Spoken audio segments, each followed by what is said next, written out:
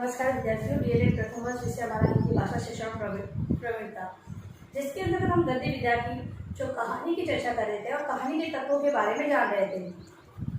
Last हमने कहानी के तत्वों के अंतर्गत पात्र, चरित्र चित्रण और संवाद की चर्चा की थी। आज इसी क्रम में हम लोग भाषा शैली को जानेंगे। भाषा शैली अगला है भाषा शैली।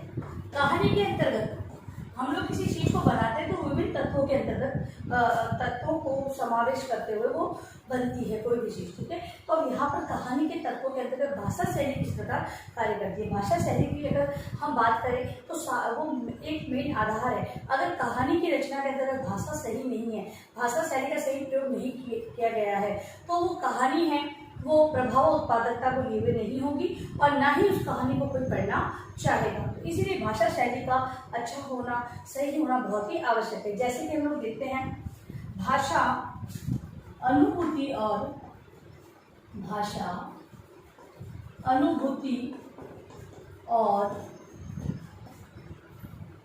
अभिव्यक्ति का अनुभूति और अभिव्यक्ति का मुख्य सेतु है। सेतु मतलब कि एक तरह कह सकते हैं हम पुल। ठीक है, तो सेतु है जोड़ने वाला। ठीक है, तो अनुभूति और अभिव्यक्ति को, अनुभूति मतलब उसमें दिया क्या गया है, अभिव्यक्ति व्यक्त क्या किया गया है, किस प्रकार अनुभव करते हुए कहानी में क्या व्यक्त किया गया है, उसको जोड़ने का कार्य कौन करती है, वो भाषा करती है, सेतु है। इस सेतु को मजबूत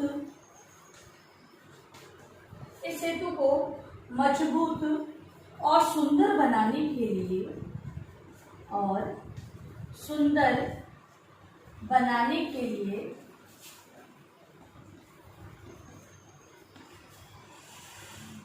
शब्द कारीगर, शब्दों को कारीगर के रूप में कहा गया है। शब्द कारीगर नित्य नए नवाचार करते रहते हैं। नित्य नए नवाचार करते रहते हैं मतलब शैली के अंतर्गत कौन से नवीन शब्दों को हम लोग ले सकते हैं, वो सारा कार्य शब्दों का होता है।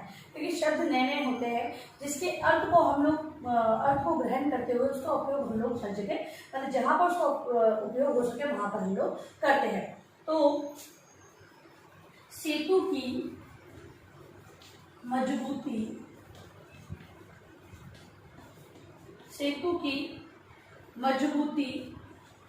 मुख्य है।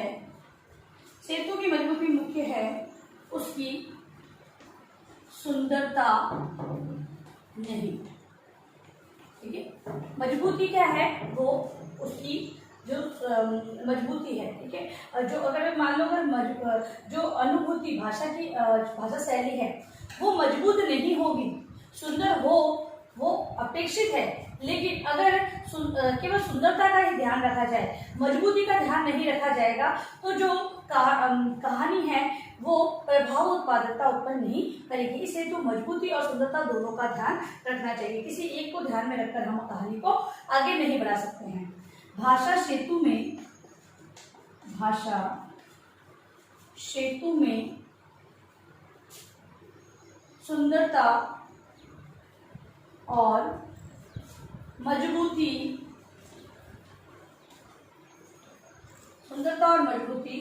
बराबर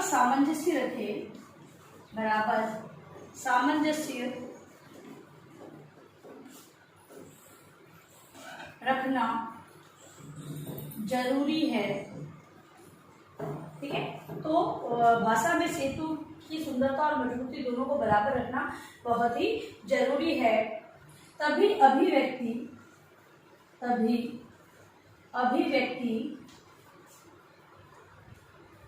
और अनुभूति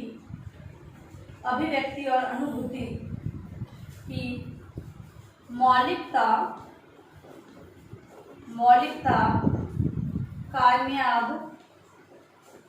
रह सकती है। रह सकती है। कहानीकार में कहानीकार अपनी प्रकृति के अनुसार भाषा शैली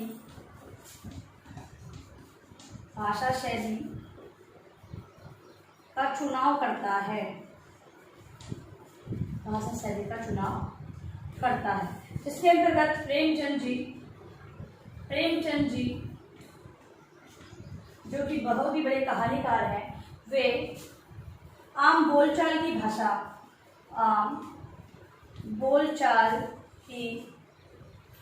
शब्दावली का, जो प्रेमचंद जी है वो अपनी कहानियों के अंतर्गत आम जो बोलचाल की शब्दावली उसका प्रयोग करते हैं। वही जो प्रसाद जी हैं वो संस्कृत निष्ठ शब्दावली का प्रयोग करते हैं। संस्कृत निष्ठ शब्दावली का प्रयोग करते हैं। इसके अलावा जो निर्मल वर्मा है वो अंग्रेजी शब्दावली का प्रयोग अपनी कहानी के अंतर्गत करते हैं।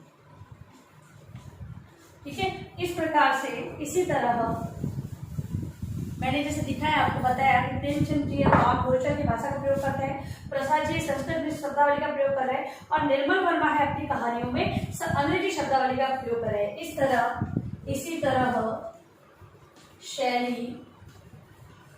तरह शैली की विविधता का चुनाव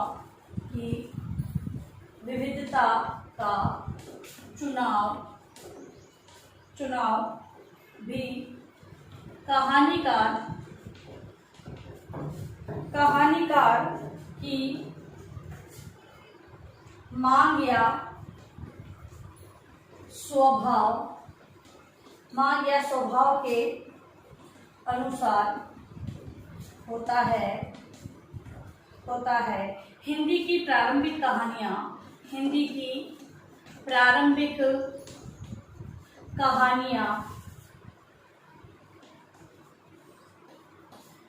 प्रारंभिक कहानियां में जहां वर्णात्मक शैली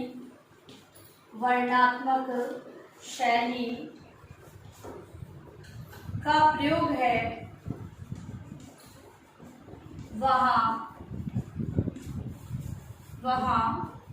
बाद की कहानियों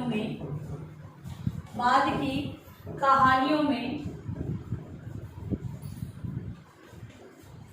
आत्मकथ्य, अन्य पुरुष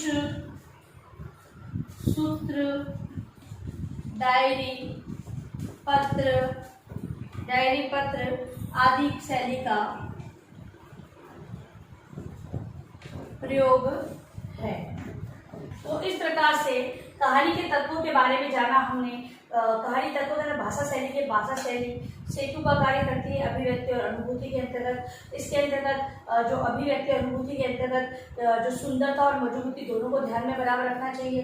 फिर कहानीकार है वो अपने अपने अनुसार भाषा का चुनाव करते हैं। प्रेमचंद जी बोलचाल की भाषा का प्रयोग करते हैं, प्रसाद जी संस्कृत शब्दावली का प्रयोग कर रहे हैं, निर्मल वर्मा अंग्रेजी शब्दावली का प्रयोग करते हैं। और इसी तरह जो भाषा की विविधता है वो अलग अलग, जो कहानीकार है वो अलग अलग प्रयोग करते हैं, अपने स्वभाव के अनुसार उसका प्रयोग करते हैं। प्रारंभिक शैली में वर्णात्मक शैली का प्रयोग किया जा रहा था, वही बाद में जाकर यहाँ पर कहानियों में आत्मकथ्य, अन्य पुरुष सूत्र, डायरी और पत्र आदि शैलियों का प्रयोग किया जाने लगा। तो इस प्रकार से भाषा शैली का प्रयोग कहानी में किया जाता है। लास्ट तत्व हमारा कहानी का है वो है चरम उत्कर्ष। तो उससे बनता है शब्द चरमोत्कर्ष।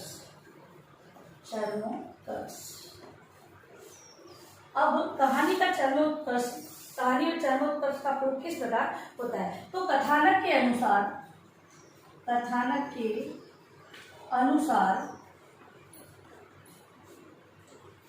कहानी चरम उत्कर्ष अर्थात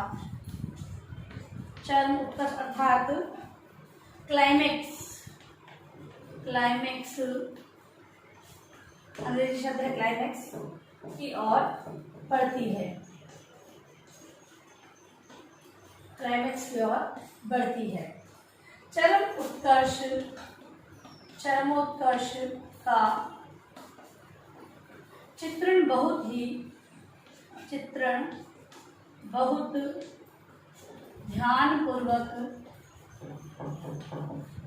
ध्यानपूर्वक करना चाहिए,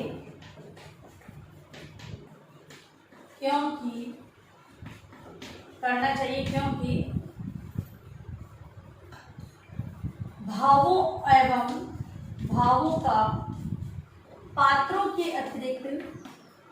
भावों का पात्रों के अतिरिक्त अभिव्यक्ति चरम उत्कर्ष के प्रभाव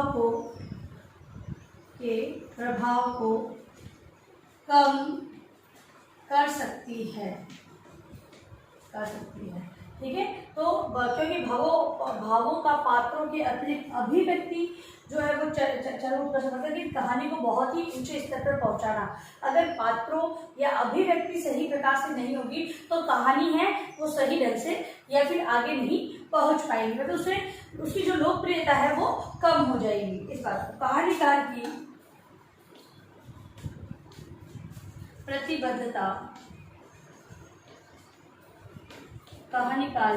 प्रतिबद्धता या उद्देश्य की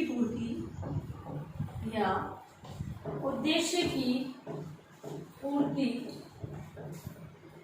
के प्रति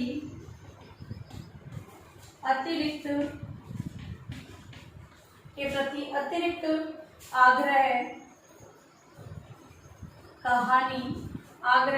कहानी को पोषण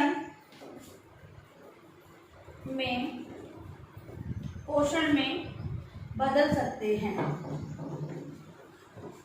इसके अलावा कहानीकार का जो उद्देश्य है या जो उसने अभिव्यक्त किया है उसकी पूर्ति हेतु अतिरिक्त आग्रह कहानी को पोषण बदल देता है, मतलब कि उसके अंदर जो कहानी में जो वर्णित है उसके उद्देश्य को ध्यान में रखते हुए जब उसे चरम उत्कर्ष को पहुंचाना तो उसके उद्देश्य को ध्यान में रखना बहुत ही आवश्यक माना गया है। इसके अलावा सर्वोत्तम यही होता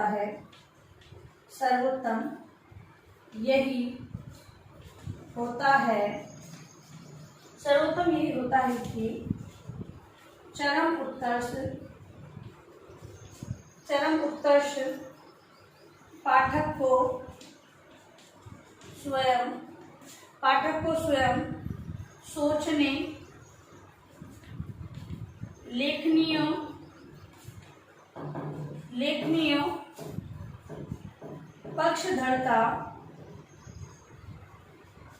पक्षधरता की ओर आने के लिए प्रेरित करे, लेकिन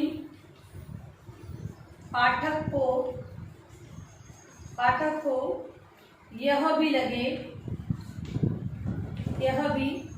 लगे कि उसे स्वतंत्रता दी गई है और उसमें जो निर्णय निकाले हैं वे उसके अपने हैं। मतलब कि कहानी को, क्योंकि पढ़ने वाला ही कहानी को ऊंचाइयों तक पहुंचाता है। यदि पढ़ने वाले के संबंध में अगर बात करें तो जो पाठक है वो विषय वस्तु को सही तरीके से नहीं समझेगा, तो अगर उसे कहानी इस प्रकार की रचित होनी चाहिए जिससे कि पढ़ने वाले को स्वतंत्र रूप से वो ज्ञात कर सके कि इसमें क्या बताया गया है, किस प्रकार की शिक्षा दी गई है, तो उसी प्रकार की कहानी होगी, तभी वो चरमोत्कर्ष या क्लाइमैक्स तक पहुंचती है। अब देखिए अपना गृह कार्य प्रश्न।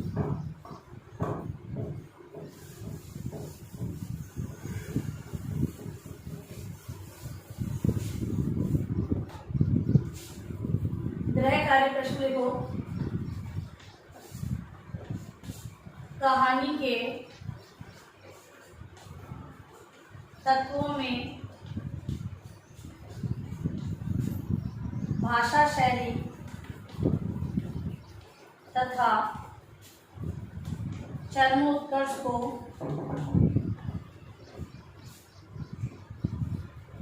स्पष्ट करें।